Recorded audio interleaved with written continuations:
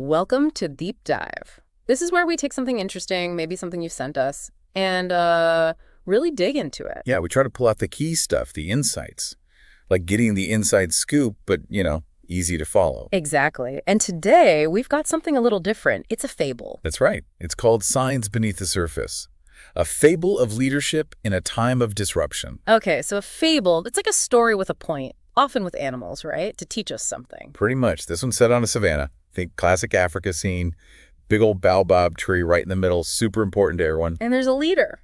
Yep, a wise old elephant. And things have been, pretty steady there for a long time.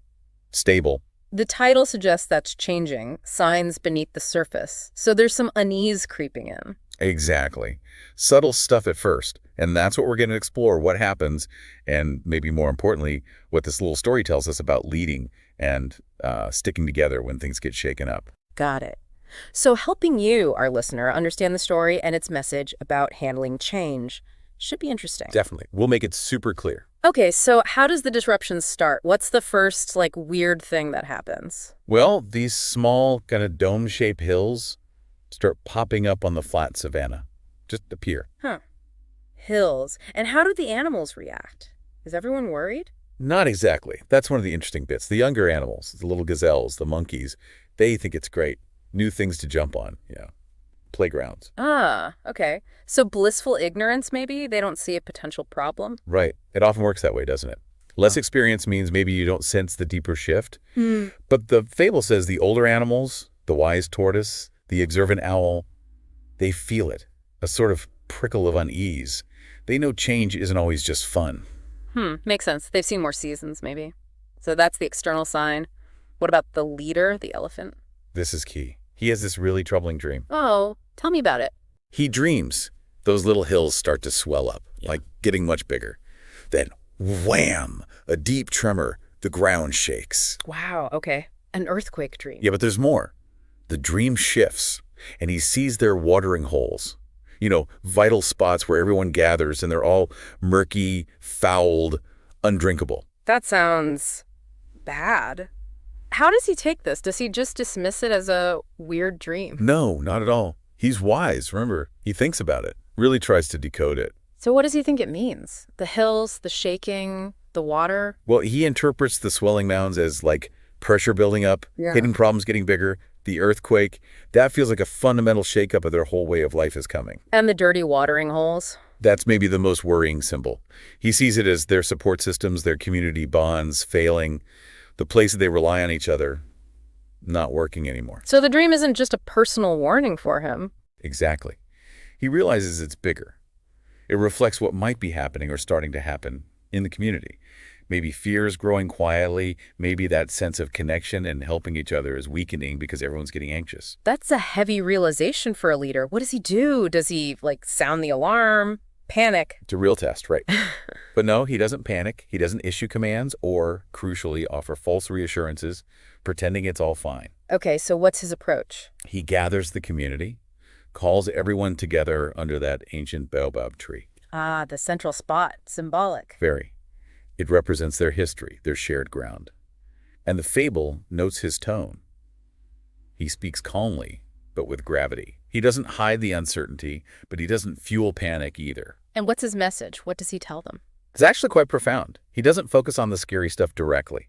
Instead, he talks about their strong roots. Strong roots, Right. like the tree. Exactly. He uses it as a metaphor for their shared values. Things like loyalty, respect for each other, fairness. He says these are their anchors. These are what will hold them steady when the ground feels like it's shaking. So reminding them of their core principles. Yes. And then he gets practical. He tells them, essentially, to focus on what they can control. Which is? How they treat each other in their immediate circles. Be kind in your family, be fair in your burrow, be respectful in your nest. Small acts of integrity. So start small, start local. Precisely. He explains that these small, everyday acts of kindness and fairness, they build collective strength. It's like weaving a stronger safety net, one interaction at a time. That's actually really powerful. Yeah. It gives everyone something concrete to do rather than just feeling helpless about the big, scary changes. It really does. Each good deed strengthens the whole. And he also reframes the disruption itself. How so? He doesn't just paint it as disaster. He suggests it could also be, well, an opportunity. a chance for renewal. He calls it a painful cracking open of old ways. So change is hard, but maybe necessary for growth. That's the idea. It shows leadership isn't just about managing crises, but also about finding potential in them, seeing past the immediate fear. What about the watering holes, though? The dreams show them fouled. Does he address that? He does. He acknowledges that part of the dream, the lack of clean water, but he doesn't let it be the end of the story. He urges them to keep seeking what is pure, what still works. Okay. And crucially, to talk openly about the problems they do see, like those potential fouled spots in their community, but with a desire to fix them, to heal, not just complain. So shared responsibility, not just his problem to solve. Exactly. It's about empowerment. He's not saying, I have all the answers. He's saying, we together need to find them. So how does the fable wrap up? Do the hills go away? Does the earthquake happen? Well, the mounds are still there, Yep. rising. There's this sense of anticipation, maybe even tension. Things are definitely still changing. But the community. Because of the elephant's clear message, stay aware, hold on to your values, be truthful, support each other, there's this feeling of quiet resolve. They don't know exactly what's next, but they feel prepared, connected, facing it together. That's a strong ending, even without a neat resolution. And this is where it becomes really relevant for you listening right now. Even if you're young, even if you're not, literally on a savanna facing an earthquake. Right, because we all face changes and disruptions. How does this connect? Think about those tremors the elephant felt. For you, that could be maybe a big change in your friendships, or things feeling really different or difficult at school, or maybe something shifting in your family life. Yeah, those can feel like the ground is shaking under your feet, even if it's not literal. Totally. And the fouled watering holes. What could those be in your life? Maybe. Like places you usually feel supported, friends you usually rely on, but maybe there's tension. Or a club or team that used to be fun but isn't right now. Exactly. Places of support that are facing their own issues or just don't feel quite right for a while. Okay, so the challenges are relatable. What about the elephant's advice? The strong roots. Well, what are your strong roots? Your personal values? Things like being honest, even when it's tough, being kind to people, trying your best to be fair. So my character, basically. Yeah, pretty much. Those qualities can keep you feeling steady inside, even when things outside feel chaotic or confusing. They're your personal anchor. And the small actions.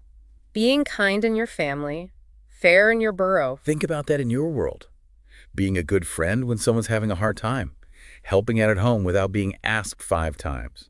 Being fair when you're playing a game or working on a group project at school. Little things. Seemingly little things. But they add up. Each time you act with kindness or fairness, you're making your own communities, your class, your team, your family, your friend group, just that little bit stronger. You're strengthening those roots. And the idea of looking for solutions, not just complaining. Right. Instead of just getting frustrated when something isn't working, maybe think, okay, what's one small thing I could do to make this situation a little better? Like the elephant encouraging everyone to seek the pure water and heal things together. So taking some responsibility for making things better. Yeah. And remembering that change, even when it feels bad at first, can actually lead to growth.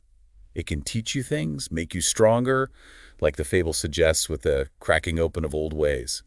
Okay, so wrapping this up, the big takeaway from this fable seems to be hold on to your values, support the people around you, and don't be afraid to face challenges together.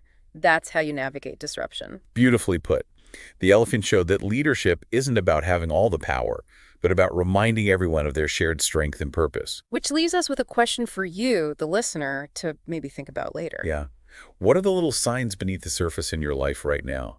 What subtle changes or tensions are you noticing? And following on from that, how can you personally help strengthen the roots, the values, the connections, the support in your own communities? Your family, your friends, your school. It's worth pondering how the fable's lessons apply right where you are. Definitely.